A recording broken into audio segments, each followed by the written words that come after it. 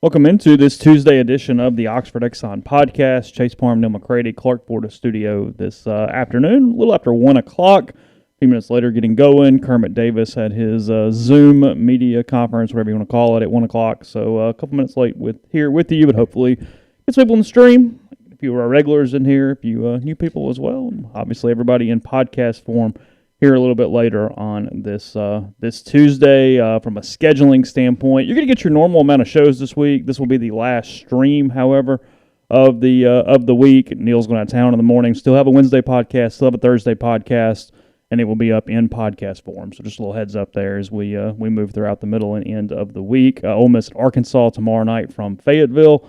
We'll talk about that a little bit today, obviously tomorrow as well, and then whatever happens after the end of Wednesday into Thursday potentially also. So a big game for the Rebels, actually a pretty big game for the Razorbacks as well tomorrow night. Big game for both teams. Yeah, yep. Both teams there. So we'll talk about that and more today. Oxford Exxon, Highway 6 West in Oxford. Take advantage of the lunch specials, $5.69, two sides bread, 32-ounce drink. Go check out the hot case, the cold case, get some chicken, maybe some barbecue, and more there inside the convenience store at the Blue Sky. Or at any Oxford or any Blue Sky location in Mississippi, you can download the Speed Pass Plus app, use it, take advantage of it. You can earn points, save money there with Blue Sky. And again, coming to you from the Clark Ford studio. Excuse me, we are. Clark Ford's in Amory, Mississippi, 662-257-1900 is the number. Call it. Ask for Corey Clark. Tell Corey what Ford product you're looking for. He'll send you a quote within 15 minutes in business hours, right to the bottom line. No hassle, no haggle. You get your quote, and the rest is up to you. You can shop that quote around, or you can do what I've done, what I recommend that you do. Let's hop into a Clark Ford today. You will love the product. You'll love the service. Corey and the people there go the extra mile all the time to make sure that you are more than pleased with what you get at Clark Ford in Amory, 662-257-1900. Guest, join us on the Rafters Music and Food Hotline. Rafters Music and Food on the Square in Oxford. Burgers, po' boys, great appetizers, just a fun place to go hang out, have a couple of brews or whatever concoction that you like, and watch stuff, hang out with your friends, whatever the case may be. College basketball this weekend, Ole Miss and Georgia in Athens on Saturday, and I don't know the time right off the top of my head, but they play on Saturday. You can watch it at Rafters. You can watch all of the games from the weekend, and then, of course, the big game. Can you call it the Super Bowl? I just did. The Super Bowl is next Sunday. They get mad if you call it Super Bowl. Like the NFL people, you have to pay to call it Super Bowl. Oh, really? Yeah. That's the thing? It's like a thing. Okay. The big game. Tampa and Kansas City. The championship. The championship of the National Football League is next Sunday. And if we've apparently we're going to make it. Everyone said we wouldn't make it. We made it. I felt very certain the NFL was going to make it. I did not doubt the King very much throughout this process. I said all along that if there was no NFL, that we were screwed. Because if they didn't make it, nobody was going to make it. Am I right in saying this? I feel like when I was a kid, I watched some documentary or something. The Super Bowl got its name because of the Super Ball that some dude's kid used to throw against the side of the house, and he transitioned ball to bowl, and that's kind of how that name happened when they merged. Am I right? Anybody else? I don't know. You got anything here? Okay, it's pretty smart. There was something with something. I've seen some documentary about how they merged. This is coming from the recesses of my mind when I was 8 years old, but I think I'm right on that for some reason. It had something to do with a ball. Did they even call the first Super Bowl the Super Bowl? Or do they call it the NFL Championship? Oh, I don't know. I mean, Wikipedia in a minute, I'm sure, but I don't know. I'm not sure. It's going to be weird this year. The teams don't get there till Friday. Instead of getting there on Sunday or Monday, they get there on Friday. Only 2 days. Yeah. Yeah. No media day. No, none of that stuff. Maybe JM, you're right. Maybe I am drunk. I don't know, but I feel like I've heard that. Did you see? I saw this last night. Bills Chiefs happens every 27 years. So it happened in 21, it happened in 94, and it happened in 69. Oh, really? Yeah. AFC title games. So you put that in the bank. I mean, just telling you for 27 years? Yeah, 27 years. So 2048. You can count on it. I'm just saying. There it is. Yeah. Breaking news, Bills Chiefs 2048 AFC Patrick Mahomes' final game before he retires, hangs it up. Mahomes would be in his 50s. Want me to look at Brady and go to 43? That's true. Modern technology, got stuff. Tom Brady will be out there with the cane. He eats a lot of sugar though, because Mahomes eats ketchup on everything, right? Isn't that his thing? Yeah, because he has the commercial with Aaron Rodgers. Where he's doing the ketchup. No qualms. Cash in. Oh, sure. I mean, like DK, hey, ride strawberry Nesquik to the bank, bud. Oh, absolutely. Have at it. Absolutely. The Pro Bowl is now the Madden Bowl. Is that right? Oh, they call it a different thing? I don't know.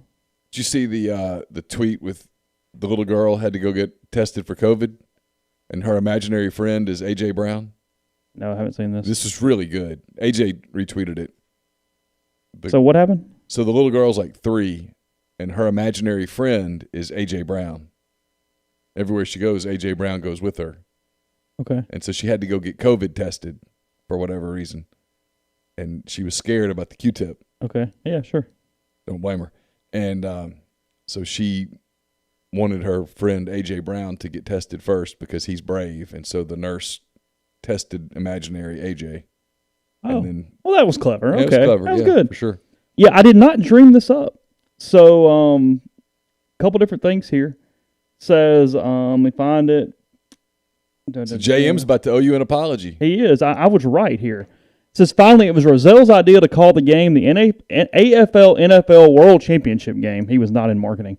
No. That name was official, but it never took off. It was too cumbersome, a mouthful, no good for newspaper headlines. It was Lamar Hunt, the main founder of the American Football League and the owner of the Kansas City Chiefs, who came up with the term Super Bowl. As his son, Lamar Hunt Jr., explained, the idea came from his Super Bowl toy. My dad was at an owners' meeting. They were trying to figure out what to call the last game, the championship game. I don't know if he had the ball with him, as some reports suggest. My dad said, well, we need to come up with a name, something like the Super Bowl. Then he said, actually, that's not a very good name. We can come up with something better. But Super Bowl stuck in the media and word of mouth. Oh. So it was officially, at that point at least, AFL NFL World Championship game from Rozelle. How about that? But Lamar Hunt was the one that spearheaded Super Bowl. Yeah, that's a mouthful. You couldn't do that. No. That's a problem, especially in print when you only had a certain number of inches back in the day. Like, hey guys, we need to cut this out. So, yeah, Super Bowl toy. That's what I thought. Yeah, I'm sorry, ketchup pizza guy. Thank you. I accept your apology. It's fine. You'd like to bring me a thin crust meat lover, so I'll accept. Yeah, whatever. We mentioned this, and I wasn't necessarily going to spend a segment on it, but Brady does have the chance to be the second quarterback ever to beat 3 Super Bowl winning quarterbacks during the playoffs, and it's actually a very similar road to what Breeze is the other one from 2009. So Breeze in 2009 beat Kurt Warner with the Cardinals, Brett Favre with the Vikings, and then Peyton Manning with the Colts. Pretty good run. Two pretty you getting toward the end of their career, and then Peyton at that point, who still had some bullets left. And then Brady obviously has run through Breeze, Rodgers, and then would need a win over Mahomes to become the second one here.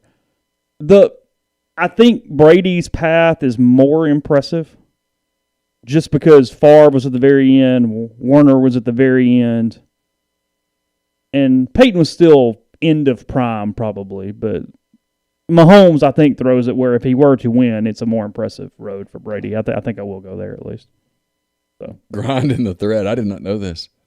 The Little League Championship in Alabama is called the Sugar Bear Bowl, and he says the kids used to call it the Sugar Bear Bowl. The Sugar Bear Bowl. Yeah. Okay. Sugar Jersey. Yeah. That's not terrible. That's fine. Pretty funny. Do you know that today's the 38th anniversary of Bear Bryant's passing? Oh, really? 38. 38 years. So he died before I was born even. I was on the 7th grade basketball team at Glenview Junior High School. We had practice, and I found out after the game. I was a pretty big Alabama fan at that age. That's what I was kind of asking you. Like, oh, yeah, I grew up an Alabama fan all the way from as young as I can remember until through high school. Because, in fact, May of my senior year, this shows you how much different it is now, I didn't pick a school till like March. In May of my senior year, Alabama upped, literally the day of my graduation, upped my scholarship offer significantly. The day of? Yeah. That late? And I think my parents thought I was going to change. And I was like, God, I've made too many. Screw it at this point. I'm too far down the road. 3 weeks earlier. Oh, I mean, if they'd done it in February, I probably would have gone to Alabama. Missouri Rebels taking the thread. The Chiefs actually won't arrive until Saturday. Is that right? The game, yeah. Yeah, because the whole Super Bowl media thing's virtual this year. Tampa Bay has already arrived. They're there, yeah. So they're good whenever. It's all fine. Dylan just sent me this. Said Rams GM Les Snead was asked repeatedly today if there was a scenario where Jared Goff wouldn't be on the roster in 2021. He declines to provide a yes/no answer, and then references Aaron Rodgers' recent quote about the future being a beautiful mystery. Oh, so Rams GM there. Read into that a little bit. His answer is essentially, well, not if we can get Aaron Rodgers. Yeah, right. All right, Ashton Riyadh says, not safe for work, boob thread. Now that Chase is looking at this, thoughts on Stafford to Saints possibility? All right, I'm going to address some of this because I know Chase is catching a little hell for this. And here's the problem with the not safe for work boob threads. They go too far. They don't stay in a lane. If you call it that and that's what it stays, I'm kind of okay with it. I don't think Chase is as okay with it as I am, but I'm okay with it. I'll be my only thing. We're just all having real talk here. My biggest problem is new people to the site stumbling upon that immediately. If they were just joining or something and not understanding our tone or sort of those things, you go, shit, that's kind of like a weird deal. And I've had this conversation with people who are not new to the site, and they complain, and I'm like, you know what's in the thread. That being said, when the thread goes from haha to Pornhub, it's too much. Yeah. And we have to answer to people too. And so, yeah. Yeah. And that's where that goes, because you open it. Because typically at like 8 p.m. it's probably okay, and then when I wake up at 4:30 a.m. I go, oh, hell. It's somewhere over the course of the night, some alcohol got involved, and it ran off the track. Because that's what bothers. There's a place to go for that. I mean. Well, that's kind of the point. You got plenty of avenues if you would like to find those. Where you, whatever you want. Literally. Yeah, literally. Yeah.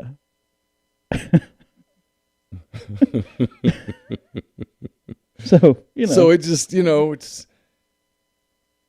it's speed limit kind of thing.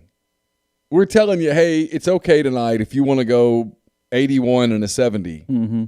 But when you go 157 and you're careening off the barricades, we got to stop it. Yeah. Yeah, the last one, the guy complained the last time I deleted one, and I went, oh, my God. They were like, no. It was. Someone goes, well, give me the parameters. Well, you know when it's too far. It's like the joke back in the day. It's like, hey, pornography. I don't know. I just know it when I see it. That's it. That is the rule, is we know it when we see it. Yeah. And we go, okay, that's not okay. So, what time do we start, by the way? It's like 1:15. Okay. Just for timing purposes. Oh, yeah. I don't know. Yeah, I haven't even looked at the most recent one that's hung around for a couple days. I assume it's still somewhat okay, but yeah. Anyway, that's fine. No, look, Aaron Rodgers being available. I mean, he's got 25 suitors. Everybody would at least call the capologist in and go, "Hey, what do you think? We like our guy? How much we like our guy?" And there'd only be like 5 or 6 teams that go, "No, absolutely, wouldn't even look at it." Everybody else at least going to kick it around a little bit in a conference room somewhere. I mean, he could go wherever. I mean, I don't think the Rams can afford it, but it would make a ton of sense for LA.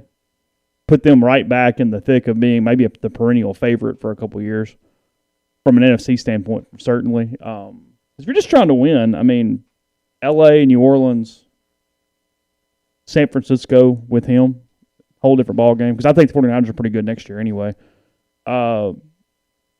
Stafford appears to have a little more legs for the Saints, but it's a trade situation. It's kind of the same thing. What are you giving up to get a guy that you're not 100% sure can win a championship?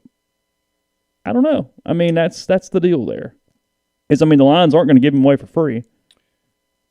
No, they're not. He's going to leave. He's leaving no matter what. He's made it very clear that, hey, look, I'll walk away. And I think that's the threat there. They've been down this road. Mm-hmm. He's like, I just won't play. Yeah. My body's gone through hell anyway. Yeah. I'm young. I can get healthy. Something tells me he could afford to hire a personal trainer and a nutritionist for a year. Probably getting some of the best shape of his life. I mean, he has that threat is my point, and it's real. I'll walk away, and you'll get nothing. or you can make a deal that's advantageous for everybody. I think Rodgers has got at least 3 to 4 left for sure. Easy. Yeah. Stafford, you're trying to get a 1-2 out of him. Yeah. You could get 2 good years out of him, especially if you protect him. Yeah. And look, he might get rejuvenated someplace. Like you said, football might get fun again. Like I say, he's been in such a bad franchise where just getting beaten down mentally, frankly, where you go into it, you're going, we ain't got a shot. Just trying to survive this thing. And, hey, Aaron Rodgers holds the same threat, maybe even more. You know what, guys? I'll just take a year off. Just won't play. Does he do that to Green Bay, though? I don't know. Because there is a difference, too, on being pissed on Sunday night and being pissed today. Do you feel like the organization has done everything it can to take advantage of your window? Because I think he can look at Green Bay and go, man, I've given y'all a lot. I have scratched your back. How much of his wide receivers and the people around him, production-wise, has he made that good or was actually legitimately that good during his career? It's a good question. Because he's had some dudes. Jordy Nelson, Greg Jennings. His argument would be Devontae Adams is great. His argument would be you knew I needed another weapon, and you spent a first-round pick on a quarterback. Yeah. You knew I needed another weapon. You tried to find my replacement instead of helping me. You said I was close to the end, so let me show you how close I am to the end. Yeah. I'm going to go out to California. I'm going to get tan. I'm going to let my body heal. I'll hire a trainer. I'll hire a nutritionist. I got the money. I'll date a handful of supermodels, and I'll be back. I'm hosting Jeopardy in a month, and I'll be back in a year. How much does legacy matter in one market? Mm-hmm. And that's an individual question. Aren't many Eli's. Peyton wasn't an Eli. Peyton could have retired a Colt. If Rodgers is real pissed, like I said, put the LA helmet on and the Saints helmet on and go, hey, we'll see you. I mean, the list of teams that would welcome Aaron Rodgers into the building is 28 deep. About 28. Well, maybe not. Buffalo would probably say no today. Yeah. Kansas City would say no. It doesn't go much farther than that, though. I mean, after that, it's Cleveland would say no. They would. It's actually a fun little exercise. Who would say no just on the surface to Aaron Rodgers? I'm going to list the quarterbacks. Baltimore? No, they take him. Atlanta would take him. Baltimore would take him. Buffalo wouldn't. Cleveland wouldn't. Jets would take him. Giants would take him. All right, here we go. Ready? Yeah. Kyler Murray, Arizona. They might say no. They would at least have a decision, are we mortgaging what we have, what we really like here or not? I think they'd say no. Yeah, I do too. I'm going to go no there. Matt Ryan, the Falcons, all day long. All day. Lamar, Baltimore. Yeah. Yeah. Josh Allen and the Bills, I'm going no. No, absolutely not. Carolina and Teddy, yes. Yeah. Chicago and Mitch, no. We're good. The Bears would be so fast. Who is actually their quarterback? Cincinnati, Brandon Allen, but who's their quarterback? Burrow. And they. It does. They're saying no. Yeah, they'd say no. Sorry, that's right. Burrow's there. I forgot. Cleveland and Baker, it's probably a no. It's a no. Dallas, yes. Sure. Denver, yes. Drew Lock's not that important to them. Lions, obviously. Texans, if they could get rid of Deshaun, be happy to take Aaron Rodgers. They could just go trade. Do a little trade there. Yeah. Green Bay and Houston. Yeah. Indianapolis are looking for a quarterback. Jump. Yeah. Jacksonville's going to... He actually makes some sense in Indianapolis. He does. Indy's on that list that we talked about yesterday. I just don't think it's high because they're not as competitive. Jacksonville would not trade the number one pick, No. so they're taking Trevor Lawrence. They would take Trevor Lawrence. Yes. Kansas City, obviously. L.A. would mean Vegas would say yes. Yeah. Chargers would say no. Justin Herbert. Ooh. They would say no. I think you're right. They'd have to grit their teeth and think about it, but they would say no. They'd have to really have a conversation. Les Snead made it very obvious they would say yes with the Rams Clearly. today. He's cool. Dolphins. Oh, they'd take him in a heartbeat, yeah. Vikings, yes. Yeah. Patriots, of course. That's a landing spot, actually. Yeah, sure. Saints, yes. Giants, yes. Yes. Jets, yes. Yeah, oh, of course. Eagles, yes. Steelers, yes. 49ers, it's a landing spot. Seahawks say no with Russell Wilson. Seahawks would say no with the fit they have with Wilson. Buccaneers, but however you want to play that scenario As of out. today, no. Yeah. And then Tennessee and Washington are yeses. Of course. So they were Boy, 7. You put 6, him in 7. Tennessee. Cooking with gas now. All of a sudden, that AFC title game just got interesting. Yeah. So, yeah, a lot of them there. I think that's right. It's not that we're overrating Baker or underrating Baker. It's that Cleveland wouldn't do that. They would deal not today. sell out to take Aaron Rodgers at this point. They're invested. They think Baker Mayfield is a championship-winning quarterback. I think he is too. They're invested in him right now. They saw this as just year one. This isn't a free, hey, you get to take him. No, included in the package is you lose your quarterback. Yeah. Right now, today, Green Bay would make that trade. I think we counted 7. Yeah. About right. And there are 4 or 5 landing spots that just make all the sense in the world. I just wonder if he settles down a little bit, they calm him down, and if I had to take a bet one way or the other, I would bet that he stays in Green Bay. I'm going to predict he leaves. Are you? I think sometimes those words come out and you can't get the toothpaste in the tube. Yeah. Grind says this is an interesting thing. He says, was Andrew Luck a bust? No, he was not a bust. He got hurt. Here's the thing. Andrew Luck should scare the hell out of a lot of these NFL people. If your quarterback's not happy and he's made generational money, back one generation ago, quarterbacks didn't make that much money until much later. These guys now, they're in their late 20s and they're set. Yeah. The smart ones. Which gives them that mobility to walk do whatever. away. Yeah. Get $70 million in the bank. My limbs are intact. I'm healthy. Yeah. I can wake up in the morning and I know what country I'm in. I don't know if you've noticed this, but most quarterbacks are married to fairly attractive women. Life's pretty good. They can get TV jobs. Mm-hmm. And in Luck's case, he's a guy that just has other interest. Smart dude. Smart guy. Just said, hey, I don't want to do this. This isn't fun. I'm spending my day every day rehabbing. Yeah, I want to pull his stats up in a minute. I'll do that while you are paying a few bills. First, tell you about Community Mortgage, Oxford, Memphis, Soto County, and Chattanooga. All underwriting and processing is done in Memphis. They're getting local underwriting, understands your market, a leader in condo financing, the float down option, and more. You can find Jason at 662-234-2704 or JLOWE at communitymtg.com. The podcast is also brought to you by Grenada Nissan. If you're in the market for a Nissan vehicle, Grenada Nissan's the place to go. They've got a complete selection of new and previously owned Nissan vehicles, great lease deals as well. It's GrenadaNissanUSA.com. Also brought to you by The Rogue, your destination for fine men's clothing. Their stylist hand-select pieces from top designers, from work to lifestyle to nightlife. There's the perfect something for everyone. The Rogue has all the best items from Peter Millar, Martin Dingman, Jack Victor, Halsey, Duckhead, True Grit, and more. Visit them at 4450 I-55 North in Jackson or at therogue.com. You can also reach them at 601-362-6383. We're also brought to you by Blue Delta Jeans. Blue Delta Jeans makes the best fitting, most comfortable jeans in the world because they are uniquely made for you and only you. Raw denim jeans, custom fit and hand-tailored in Tupelo, Mississippi. One size fits one at BlueDeltaJeans.com. Blue Delta's been advertising with us for the past 2 years.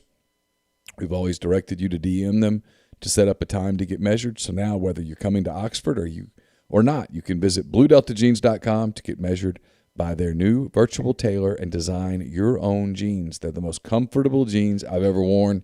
I was getting packed today for my trip. I packed my camouflage ones, which if you told me 3 years ago I'd ever wear, I'd be like, man, you're crazy. And I love them. They're maybe my favorite ones. Packed my corduroys. It's supposed to be like 18 tomorrow night in Fayetteville. So, just whatever you're looking for, you can get it at Blue Delta Jeans. And the new virtual tailor system sets it up. It is phenomenal. You'll be thoroughly pleased with your purchase at Blue Delta Jeans. We're also brought to you by Alpha Specialties, located at 1670 Highway 80 in Pearl, Mississippi.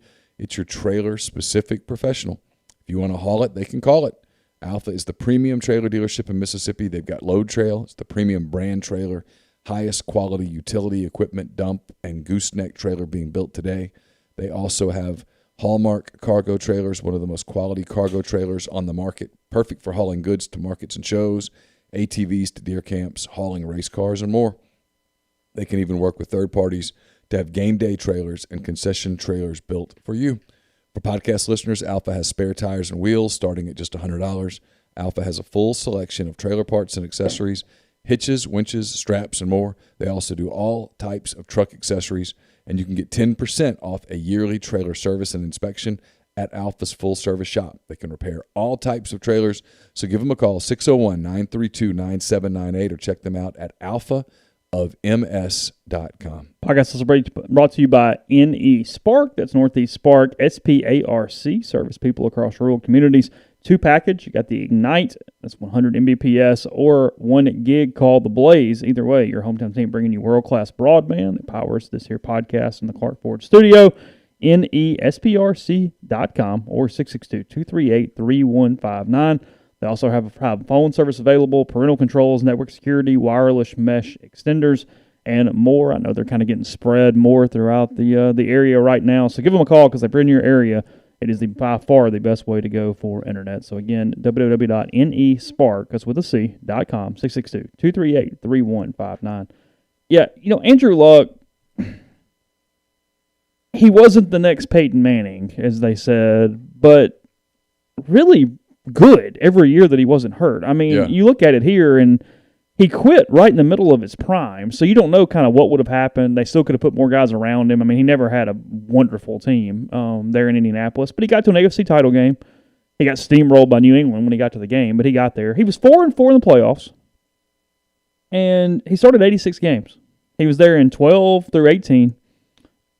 And he started all 16 games in all but 2 of his seasons. He had the year he got hurt. He got hurt in the 7th or 8th game of the season. And then he comes back the next year and starts 15 games, but he's not healthy. No. He's not himself. Played in pain. But what's interesting is even the next year, it's in his final year, he comes back and puts together a good year. They go 10-6. Throws for 4,600 yards, 39 touchdowns, 15 interceptions. He was really good his final year.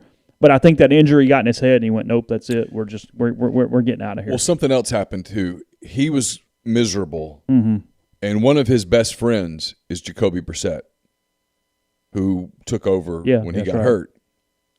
And he was bothered by how Jacoby would come in, kind of wanting to talk about stuff, and his heart wasn't in it, and he knew his heart wasn't in it, and he kind of felt like he was cheating Jacoby of being the consummate backup quarterback, even though he wasn't the backup. He was the hurt starter. Yeah.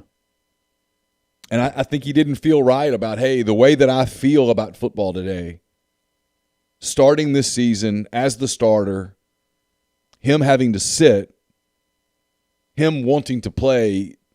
He talked about how Jacoby Brissett had this joy for the game that he once had, and he didn't have it anymore, and he didn't feel right about it. And he looked his wife in the eye and said, "We have enough money. What are we doing this for? Let's go live." Smart guy. I mean, this guy with a legitimate degree from Stanford. I mean, he's a degree in architecture. They don't give you those. It's not like a criminal justice degree from ULM where it's like, can you spell criminal justice missing 5 letters or less? You can? Here's your degree. I mean, you got an architecture degree from Stanford. He's legitimately smart. So I'm going to guess that he thought, you know what, I've got my health. This is miserable. This is not what I dreamed of doing, spending 10 hours a day in rehab. And I'm going to walk away. And the proof in that decision is he hasn't ever come back. You know how many times Andrew Luck's agent's gotten a call? Sure. Yeah. Hey, just checking in. We have a quarterback issue. In the event that Andrew's interested, we can be there in, 2 hours? Mm-hmm. Nope. Yeah, because it's only been a couple of years. 2018 is when he retired, after the 18 season. Well, I mean, you've seen the joke about the Patriots and stuff. But the truth is, it's not that much of a joke. It's true. If Andrew Luck's agent picked up the phone and called the Patriots tomorrow, he would be in Foxborough by the end of the day. Random stat. His rookie year, he had 7 game-winning drives. 7 in his rookie year. The most he had in a year by far. Yeah. 2016, he had 4. That was his next highest number in one season. Yeah, good career. Just not a great career. Never made a Super Bowl. Won at least one playoff game every year. He made the playoffs, except for his rookie year. The only time they went 0-1. It's fine. Good quarterback. Yeah. But I don't recall much of anything they ever put around him. Mm-mm. Some dudes he made look pretty good. Some wide receivers, but they never gave him weapons. Yeah, like T.Y. Hilton's not carrying franchises. No, they never gave him those kinds of weapons. And they waited too long to protect him up front. They actually got pretty good up front, but it took too long. That's true. They're in a weird mid spot because even trying to attract free agents right now at the quarterback position, they're not bad. They're a good team, but they're not a championship team. They're just kind of stuck in this limbo. Yeah. Boy, you put Rodgers on that team and get good in the conversation. That's my point. Phillip Rivers at the end of his career was shot putting the ball. He was. And they were a playoff team. What's the thing, too, is Tennessee's fun. You and I both like A.J. and Derrick Henry and kind of them. But when that's your main competition in the division, it's established gettable. Now. It's established now they're not a Super Bowl team. Yeah, it's gettable. And I like Tannehill, but they're not. Well, frankly, their defense has slipped. Their defense is awful right now. Yeah. Houston's a train wreck. Jacksonville's the worst team in the league. No, listen, if I'm Indy, you have a window to at least get into a good playoff position. I'm kicking the tires on Stafford pretty hard if I can't get Rodgers. Stafford makes me a better team. That feels more in line with what might happen. Yeah. Yeah, sure. It feels like Stafford's headed to Indy or New Orleans. That's what I think. I have to think that Sean Payton looks at Matthew Stafford's arm on film. We hadn't had that in a while. And things move. I mean, after the last couple of years of Breeze, it looks like an RG booby thread at 2:30 in the morning for Peyton. That's pretty hot. We can do a little more here. We can throw the ball down the field. Yeah. We can throw crossing routes. Yeah. We can open things up. The out routes, not the wide receiver sitting down and catching the ball. You can do things, and the Saints have some weapons. Stafford says, I haven't had weapons. I'd love to show up. Thank you. Yeah. It makes more sense. Look, Rodgers is a better quarterback. I don't see how the Saints make that happen. Stafford to New Orleans, I can see it. Here's Kamara. Here's Michael Thomas. Have at it. We'll see what happens. Yeah, look, I know you're not as high on him. I'm not. But dude's got an arm. Oh, he's a cannon. Well, and he's gone into these last few seasons knowing he can't win. Sometimes you take those cats and put them on a team where they can win, and they turn into kids again. Oh, we've seen that. Yeah. Yeah, we mentioned this being the anniversary of Bear Bryant's death. It's also the 1-year anniversary of Kobe Bryant's death. Yeah. Just still kind of unbelievable, frankly. Last thing on the football thing, we made fun of the Bills and the Chiefs. Tom Brady, at his current age, for Mahomes to match that, would have to make a Super Bowl in 2039.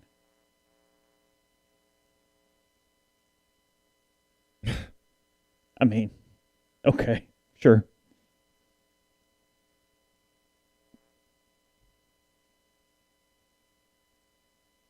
Yeah, I have no interest in Carson Wentz. Don't even try to put that crap on me. No, please stop. That's not even funny. No. The Kobe thing doesn't feel real. I'm going to say this in the right way.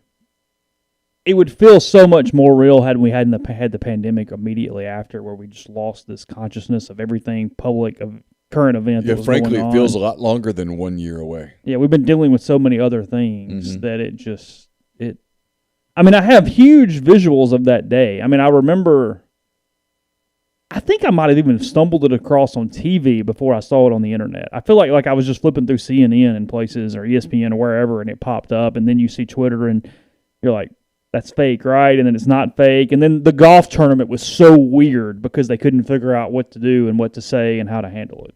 So I was in here working on 10 Thoughts and was having one of those writer block days where you just are contemplating, well, I wonder if Harry would just get pissed off if I just didn't do it. And I was playing on Twitter, and I kept seeing something pop up about it. And I remember someone said, "This isn't funny, don't joke." And the next thing was like, "It's not a joke." And then it happened pretty quick. I mean, the news broke quickly. Mm-hmm. And then I remember the stuff about whether Rick Fox was on the plane. That was a big part of it. Oh, that's right. That was a big part of it, where the initial thought was there was even more guys on that plane. Yeah, because somebody called Rick Fox on the phone, and he answers the phone like, "Wait, what's up?" But yeah.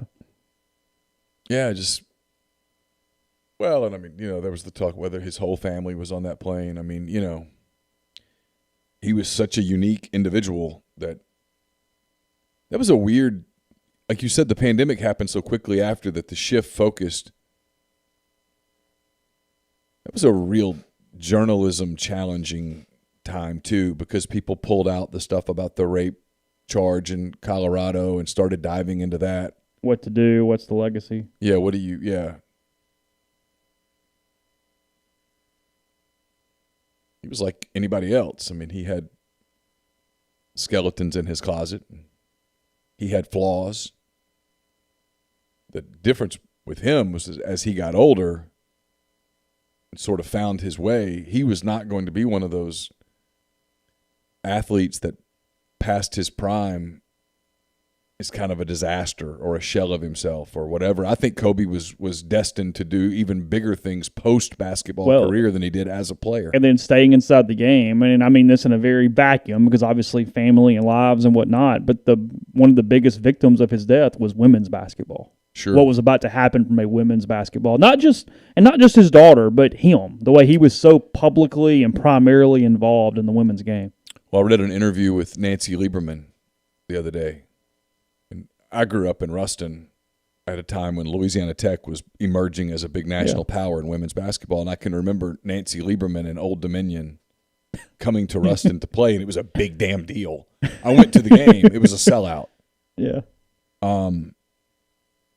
But Nancy Lieberman, obviously as a champion of women's basketball, was one of I think the first woman to go to a men's training camp. Okay. And she had talked to Kobe about the physical differences, men and women and stuff. And in fact, oh, this is right. Yeah, I remember this. Kobe had invited her to come spend the night on that night before that flight. And she was at one point going to be on that helicopter because he wanted her to come work his team. And she said, "Well, how often do y'all practice?" And he said, "Every day." And she said, "Well, of course you do." She was going to come later that next week and work his team.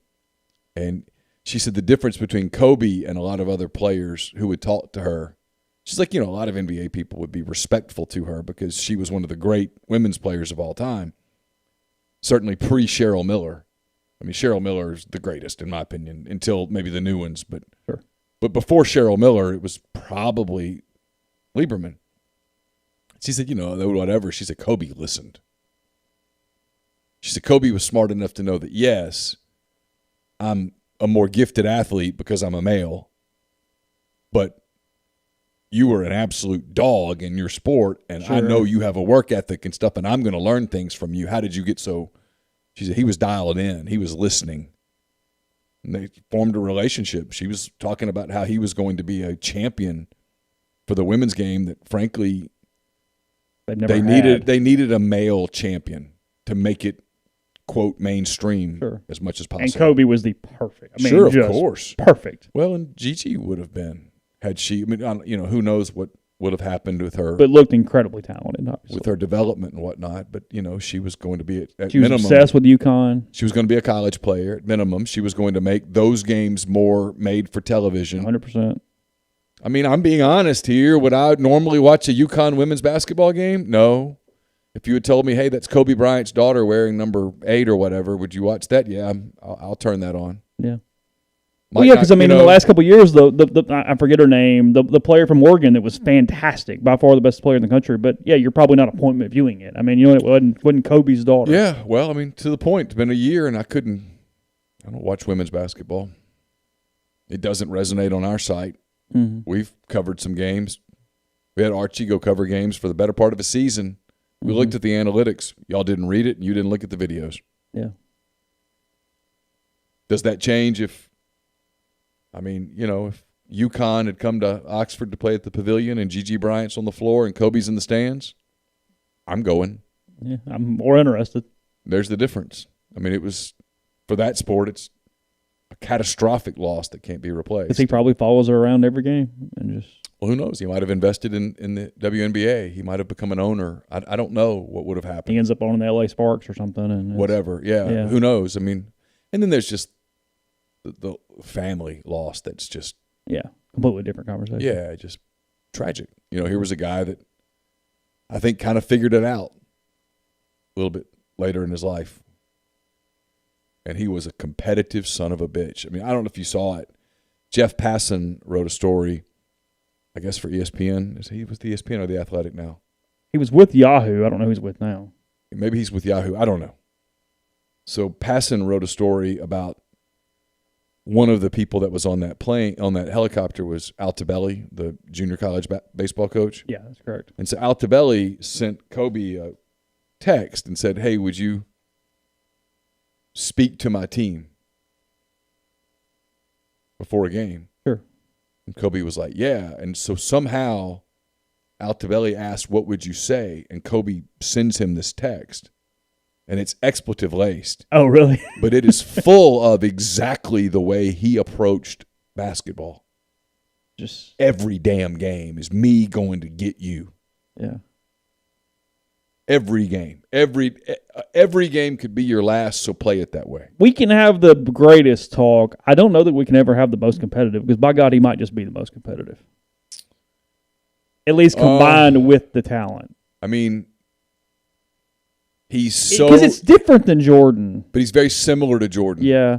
Very similar to Jordan. If you watch the Jordan documentary and you read about Kobe, it's the same kind of dude. Not everybody can be that way. Like Russell Westbrook's that way, but he's not that talented. Right.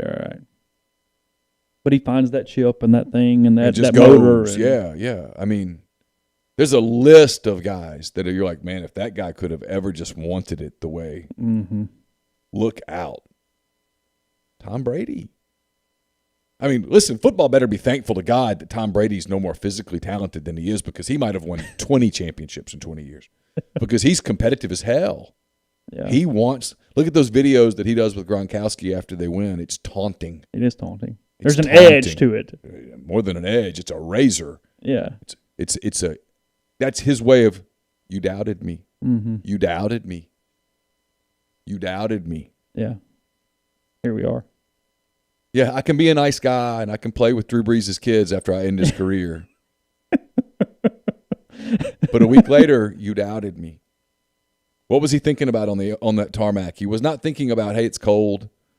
I'm going to get up in this plane. I'm going to pour myself a glass of red. Yeah. Because I'm going to guess that the Bucks would have allowed him to have a nice whatever glass. He'd like, yeah. It was, I want to put this video out. Yeah. He'd pre-planned that video. He did. He intended to win that game, and he intended to shoot that video because he wanted people to know, you doubted me. Kobe was that way. Kobe, when he won that championship with Pau Gasol and Lamar Odom and a bunch of dudes, Derek Fisher, older Derek Fisher. Yeah. When he won with those guys, twice. Yeah. What I remember about Kobe towards the end was actually kind of funny. Was the year that they won their last title, they beat the Thunder in 6 games in the first round. And Kobe was smart. He knew these young pups are going to get me soon. Mm-hmm. I mean, Durant and Harden and Ibaka and Westbrook, and they were nipping on his heels, and he knew it. And in, I guess it was the next year, 13, the Thunder beat the Lakers because Harden was on the floor. And the whole game that the Thunder were clinching it, those guys were trying to get their jabs in. And it turns out it was because all of that 2012 series, Kobe junk talked them the whole time with, you're not ready, you're not ready, you're not ready. And it served as their big motivation. And when he lost to the Thunder, he was so proud of the fact that he motivated those guys to come get him. He loved Westbrook because that was Westbrook's deal. He knew Westbrook idolized him, but on the floor, Westbrook tried to kill him, which was the way he was wired. I mean, Russell hated all the tapping and dapping and stuff. No. When we're playing, we are mortal enemies. Yeah. That's why, the Rockets and the Thunder played in the bubble last year, and Westbrook was hurt early in the series, and he and Steven Adams, who at the time was with the Thunder, they were buddies. They had words, and afterwards they asked Adams about it, who's kind of this big, kind of lovable galoot, and he was like, "Oh, I just knew that was the way Russell would want it. Mm-hmm. I knew he'd want us to be enemies, so I played along. I talked to him like an enemy. Yeah, it was out of respect. I mean, be thankful Russell Westbrook's not 6'7", because he'd dominate this thing, because he has that killer mentality that Kobe had. Yeah. Podcast brought to you in part by G&M Pharmacy and Tyson Drugs. You can pick up your immune support med packs, pharmacy delivered combinations of vitamins and supplements designed to boost your immune system and lung health. 662-236-2222 to find out more about the 30-day supply of vitamin C, zinc, NAC, probiotic, and vitamin D3. They also deliver locally in the Oxford area, and they offer MedSync to fill your prescriptions the same day every single month to take care of you, whether it be delivery or pickup. You get everything at the same time and have what you need when you need it. So, again, to find out more information, 662-236-2222. Yeah, someone in the thread makes a point that Kobe and them almost got Chris Paul in his prime to come play with the Lakers. That would have been a problem. Been a game changer. We're also brought to you by Bain, Moss & Bowen, located in historic downtown Corinth. Their firm practices a wider range of law, from DUI defense to car wrecks to representing government entities. Bain, Moss & Bowen's the only firm in Mississippi made up of a sitting state legislator, a former district attorney, and a former circuit court judge. Their experience is unmatched in that regard, and you can tap into it by visiting them at 618 East Waldron Street in Corinth, or by calling them at 662-287-1620. We're also brought to you by Oxford University Bank, OUB, locally owned and operated right here in Oxford. When you deposit money at OUB, that money and the vast majority of the bank's profits go right back into the Oxford community. OUB is also home to Kasasa. It's the absolute best cash checking account. And with Kasasa, OUB will pay customers 2.5% interest on their balances up to $50,000 and refund ATM fees nationwide. They also offer online bill pay and mobile check deposit using the online app. To learn more about OUB, go to liveoxfordbankoxford.com or call 662-234-6668. OUB is FDIC insured. And we're brought to you by John Edwards of Regency Travel Incorporated in Memphis. If you're thinking about traveling this summer, some of the news is starting to get kind of positive. If you're thinking about traveling for the holidays, if you're thinking about booking a trip for 2022 even, go ahead and get in touch with John now. You can book at 2021 prices for a trip when things have gotten much closer to normal. All you got to do is get in touch with him, give him some parameters, give him a budget. He'll give you options. And know this, you don't have to live in or near Memphis to take advantage of his services. 901-494-3387 or send him an email, jedwards@regencytravel.net. First-time clients can save $50 off their first book trip just by telling John you heard about Regency Travel on the podcast. So Ole Miss and Arkansas tomorrow night from Bud Walton Arena. As of right now, Arkansas sitting at 33 in the net. The Razorbacks 12-4 overall, and then Ole Miss currently at 65 in the net as of right now, 8-6 overall for the Rebels. It's a must-win game. Oh, you think it's a must-win? It's no question in my mind. Ole Miss has to go 8-3 down the stretch, so this is one you have to have. If they go 8-3 down the stretch, that will mean they went 10-3 down the stretch, which will put them in the tournament. Tall task. But if you're going to do that, you got to leave some room for error, and you still got to play Kentucky. You still got to play Auburn at Auburn. Missouri twice. You still got to play Missouri twice. This is not a game you can lose. Tennessee. This is not a game you can lose. If you lose, it's basically over. Arkansas is a good offensive team, 84 points a game in the league. They're a bad defensive team. They give up 84 points a game in the league. They like to play fast. They've got weapons. If you turn the ball over a bunch, they'll make you pay. The freshman Moody is a really good player. Desi Sills is still there. They can hurt you. But defensively, they're kind of whatever. Ole Miss, meanwhile, has a hard time scoring a lot. And Ole Miss the last couple of games has been elite defensively, and it's going to take that again. I think this is a game Ole Miss can win. I really do. I don't know what the line is right now, like 4 points, something like that. I think it's a game Ole Miss can win. Frankly, I think this is a game Ole Miss should win, but they got to play really well. What time is the game? 7:30. It's 7:30. Okay. SEC Network. Okay, I had 8:30 on mine, and I hope that was Eastern time, so that's what I was. Yeah, 7:30 Central. 5 o'clock for Georgia on Saturday, by the way, okay. in Athens. 5 o'clock tip for that one. Yeah, I mean, you look at it right now, and the Rebels, from a team sheet standpoint, that loss to Georgia is just the one that just continues to stick out. That's a quad 3 loss, and you just cannot have that. The 2 games that week are just killers. If you win those 2 games, their record today is so totally different. Everything looks different. Their metric is different. Their RPIs or nets in the 40s. And it's a totally different conversation. You're talking about them maybe needing to go 6-5 down the stretch to get in. Well, that's pretty doable. 8-3 is doable, but no margin for error. You cannot lose the games that you can win. Because realistically, you're not sweeping Missouri. No. Realistically, that game at Auburn is going to be a real challenge. Tennessee at home. You got to go win that. Yeah. Got to beat Kentucky at home. Got to beat Tennessee at home. I don't know where else they still have to go on the road. But the path has no margin.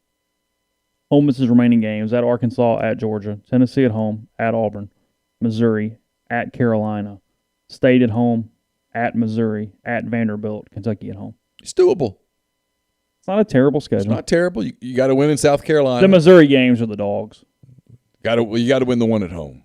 You got to beat Tennessee. They won't punish you for losing in Columbia. Realistically, you could lose at Missouri, at Auburn, and even at South Carolina-ish maybe, and still get in. Here's the problem, and this is the fan thing that I get. I understand. Fans go, well, and they justify. If we go 10-8 in the league and then win twice in Nashville, there is no Nashville. What if there's no Nashville? Yeah, that's the problem. What if there is no Nashville? What if your only game in Nashville is Vanderbilt? Because that's not just a what if. That's a reasonable question to ask. It might even be likely. And if that's the case, then you gotta take advantage now. You can't wait. You can't use that as your kind of crutch. That can't be your, we just got to get hot in March. No, you got to get hot now. So I'm doing this math quickly, and I might be wrong by one team. I don't think so. Okay, now I got it here.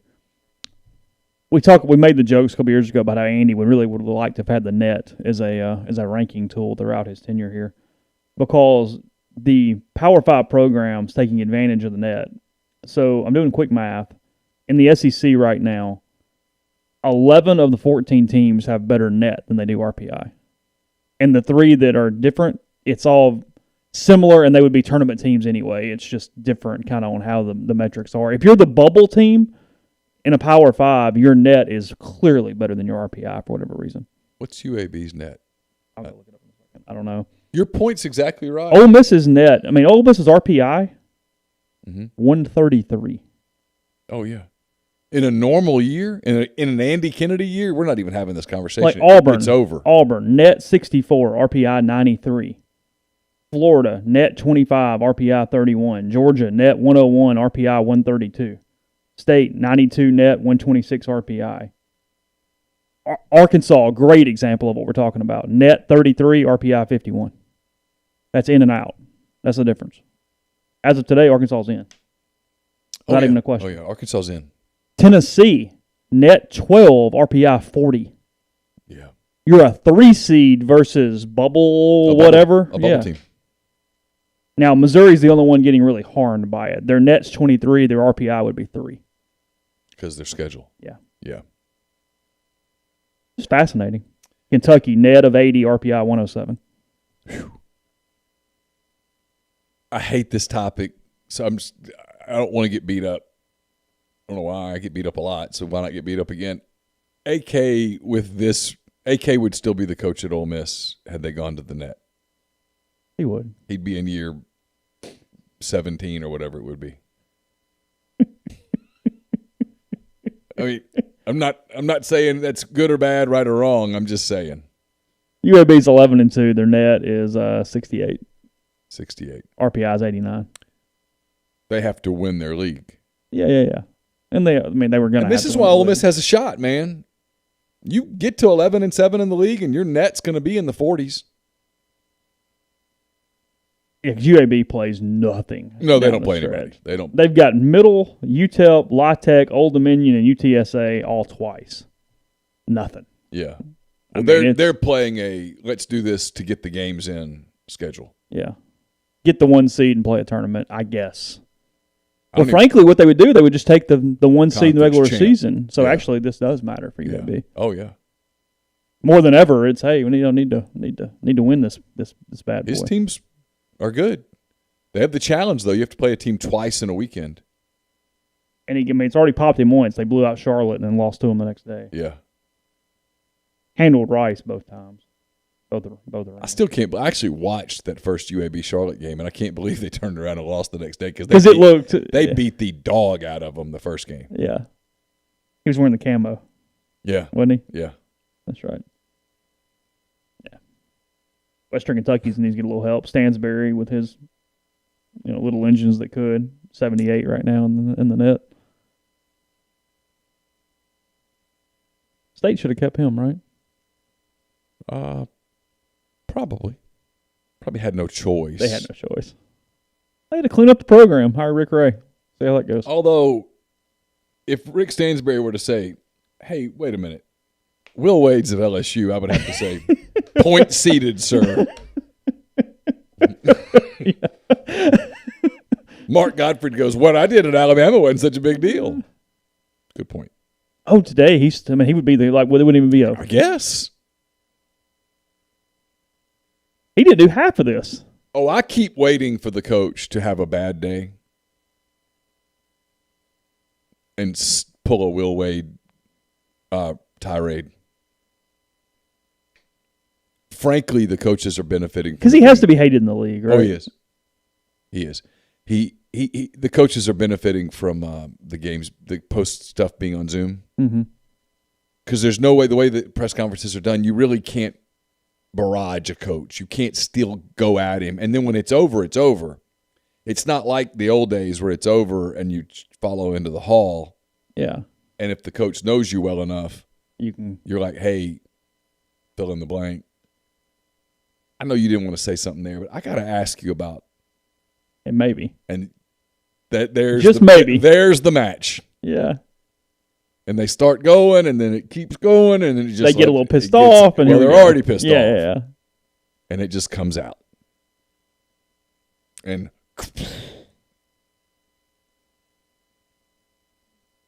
Will Wade, go. Well, you lose to LSU, and Will Wade's over there. Being Will Wade. And you know why you lost. And it just eats you up on the inside. And these are competitive people. They're not all Kobe Bryant, but they're not wallflowers either. These are competitive people who put a lot of work into getting a team ready for a game. And the meltdown could come.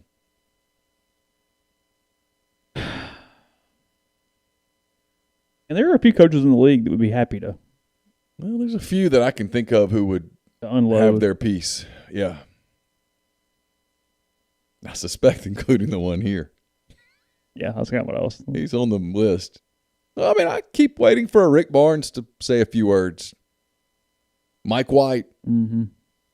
Frank Martin. That'd be one. Doesn't take much of a match for Frank. That'd be one. Yeah. Conzo Martin. Buzz Williams. Yeah. There's some dudes. A lot of loose lips. Yeah. I mean, I'm sure Eric Musselman at Arkansas thinks, if I could do it like that. I keep going to places where I have to assemble teams. Mm-hmm. If I could just go cherry pick who I want. Mm-hmm. Yeah. Podcast brought to you in part by Visit Oxford. Visit oxfordms.com. A lot of stuff going on at the drive-in in front of Cannon Motors. They're doing Don't Give Up the Ship in 2 days. That's 7 to 9. A Time to Kill on the 29th, 7 to 11:30. Double feature there of A Time to Kill at the drive-in. The 2021 Ole Miss Baseball Ladies Forum is January 30th from 9 to 2. You can find out more details there at the website, as well as a couple of Indiana Jones double features on the 30th and the 31st, 6:30 to 11 for the back-to-back. You got the Temple of Doom and then the Last Crusade in that order on both nights. So to find out where to stay, where to eat, what to do, see, and more, visit oxfordms.com. We're also brought to you by Pinnacle Trust based in Madison, Mississippi. They've got clients in more than 20 states, advisors in multiple states as well. They also have the Pinnacle Trust 401k advisory services team. You can give them a call, and they'll conduct a complimentary, no-obligation benchmarking and analysis of your current 401k plan. Mention that you heard about Pinnacle Trust on the podcast. You get 10% off your first year's fees. And we're brought to you by the College Corner. College Corner is your one-stop Rebel Shop, 2 locations in the Jackson area in Ridgeland. It's next to Fleet Feet. In Flowood, it's next to Half Shell. If you don't live in Jackson, it's not a problem. Go to collegecornerstore.com and make sure that you tell them that you heard about them on our network of podcasts. You can also see them on Facebook and Instagram. And we're brought to you by Comer Heating and Air. Comer Heating and Air, the name you can trust in professional HVAC experience in Oxford, Tupelo, and the surrounding area. Comer Heating and Air is offering a special preventative maintenance agreement to make sure your heating system is running in tip-top shape. Give them a call, 662-801-1777 for all of your heating and cooling needs. And we are brought to you by Muddy Water Camo. Go to muddywateroutdoors.com. Enter the promo code. This goes through the end of January, so you got to hustle. Today's the 26th. You got about 5 days. Go to muddywateroutdoors.com. Enter promo code Rebel Grove. Get 35% off the heated jackets and vest and everything else on the site for the month of January. If you get that heated jacket or vest, you get a $49 free MyCharge portable battery charger. So it's $49 value. They throw it in for free. It's really cool. I have one of these jackets. They get nice and warm. It's a total game changer on a super cold day, whether you're out hunting or you're just out walking the dogs or you're just getting out and about. Total game changer. Also with the heated jacket or vest, you get free shipping from Muddy Water Outdoors. Again, promo code Rebel Grove for 35% off. And we're brought to you by Lammons Fine Jewelry in Oxford, 1126 North Lamar Boulevard to be specific. They've been serving the Oxford area for 73 years. Engagement rings, wedding rings, Valentine's Day presents. If you have some jewelry that needs to be refurbished, repaired, they do that as well. It's the gold standard in fine jewelry. LammonsFineJewelry.com or 662-234-2777. So looks like no one is probably going to get into the Baseball Hall of Fame today. The results are being known as the 2 people that had the best chance kind of from past votes, both whether it be what they say, what they've done potentially or been accused of. It has become a morality ballot as much as anything right now. Kirk Schilling by far on the way down as far as what his votes are to previous years, and another guy who had a chance but also is slipping, Omar Vizquel, as Where's well. Barry Bonds? I don't have his numbers in front of me. Frankly, he's not even being mentioned, so I don't think it's even worth talking about. Schilling is the interesting one because this is really interesting. For anybody that needs a little updating here, it's baseball writers that choose this, and it takes 75% of ballots to have your name for you to get into the Baseball Hall of Fame. You have a certain number of years, and it is so political and so weird and so screwed up He got that to you kind of have to 74%. build. So right? Didn't he get up to 74? He got 70.0. 70.0. So you need 75, and what happens is you gain some and gain some and gain some, and you typically get in, unless you're like a Derek Jeter or somebody, and eventually you can kind of figure out where guys are headed. So Schilling was on a path to get in. He finished 20 votes short last year. Yeah. Which would theoretically say shoe-in next year because more people will add you. Other guys fell off that those guys were voting for. And here's the thing, too. You can vote for none or you can vote for a whole damn sheet. Like, there's really not a lot of requirements as far as what a writer does. So throughout the year, you find out what guys voted because they will make their ballot public. But typically what happens is the real number is about 10% lower than the public number that we know of because people who don't put them on there won't admit it. They'll be cowards about it and not give their ballot out. So Kurt Schilling last year was at 77.3 public, but 70% overall, so 7.3. This year, however, his public ballot's at 75.3, so he fell 1.7 spots. Probably going to put him back in the high 60s. We don't know that. We'll find out later today, but I don't think he's going to get in, and it is almost 100% because of his political affiliation. And I hate this, and here's why. If he were a radical political person on the other side, no one would hold it against him. Well, no, because what you're allowing is it's not just even being political one way or being completely radical or crazy or whatever, because nobody's arguing that he's sane. Right. It's that you have to fit everybody else's ideology to get in. That is the problem here. Here's my thing with sports and Halls of Fame. To me, the question is, was this a Hall of Fame baseball player? Period. The end. The answer is yes. Did he ever do anything to cheat the game? The game. So then we get into steroids and gambling. So my answer on him is not that we know of. Yeah, Schilling, no. Is he a good person? No. But let me break something to a lot of people out there. I've covered professional sports. I've covered college sports. I've covered a lot of coaches. I've been around a lot of coaches. There are some really good people in sports, and there are some really bad people in sports. So I can't make judgments based on that. We just got through talking about one. There are college coaches who I would not want to ever spend a free moment of my life with. And there are college coaches that I think are wonderful people, kind of like any other field. To me, Barry Bonds belongs in the Hall of Fame. Steroids or not. Why? Because Barry Bonds was the best player of a generation. Do you want to put an asterisk on his thing? Do you want to write that there was a scandal on his plaque or whatever? Whatever, it's fine. Was Barry Bonds one of the best baseball players of his generation? Absolutely. Whether he cheated or not. I think you kind of disagree with me on that. And that's okay. Now, here's the difference.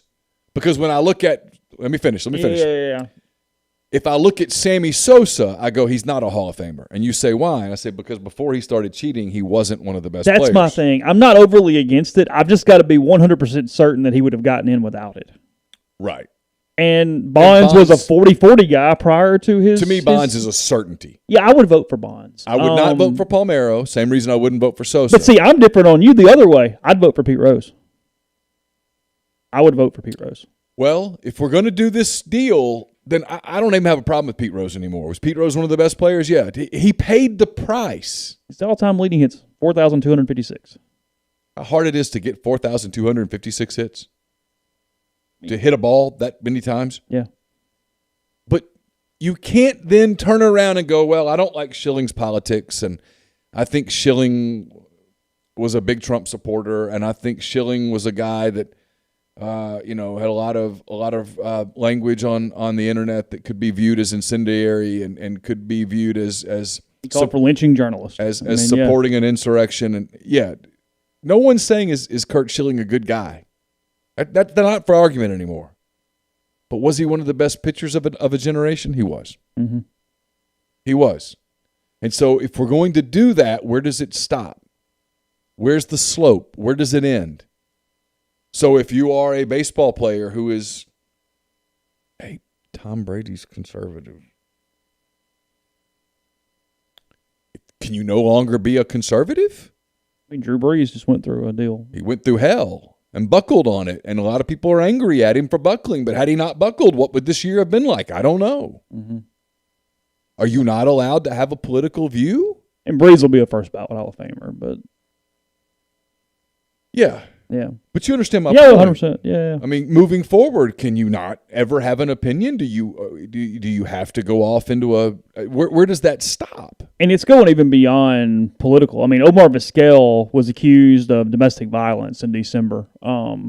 He's going through a divorce, and it looks like that is probably going to cost him eventually a chance at the Hall of Fame, as his public vote has gone from 53 to 38 over last year to this year. And no one's arguing that domestic violence isn't abhorrent. Yeah, no. It's whether it should be a qualification for the, but it was or a disqualification yes. for the Hall of Fame. But so my point is, moving forward, if you're a professional athlete,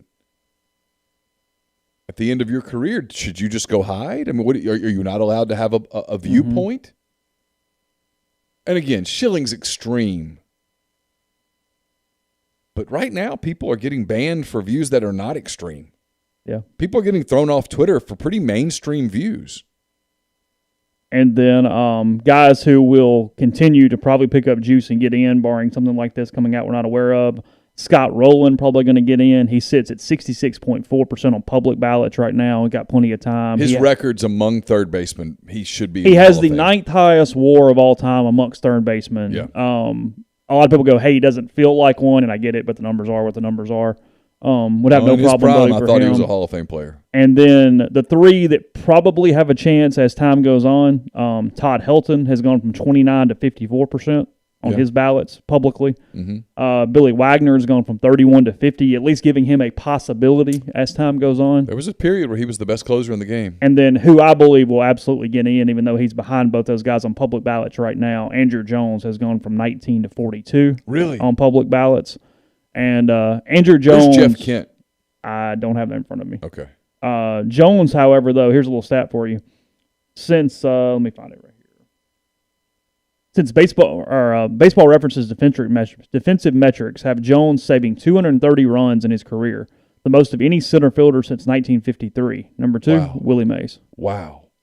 So he's ahead of Mays, and he was just phenomenal. He was phenomenal. He also hit 434 home runs. Andrew Jones did. Yeah. Wow. That's a Hall of Famer. I know I'm a Braves fan, but that's a Hall of Famer. No, that's in. He was on my fantasy team from his rookie year on.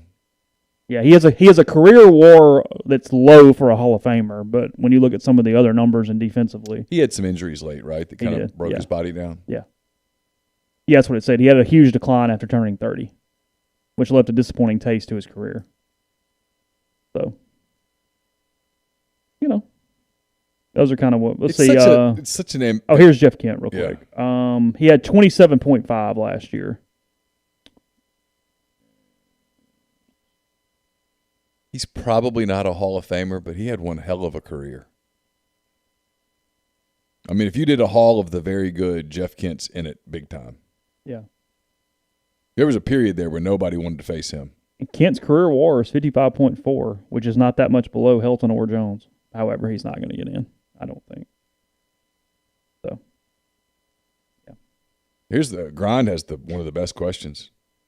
Is Alex Rodriguez going to get in? He's another one I would vote for. I would vote for him. Yeah, I would vote for A-Rod. Yeah. I mean, I would.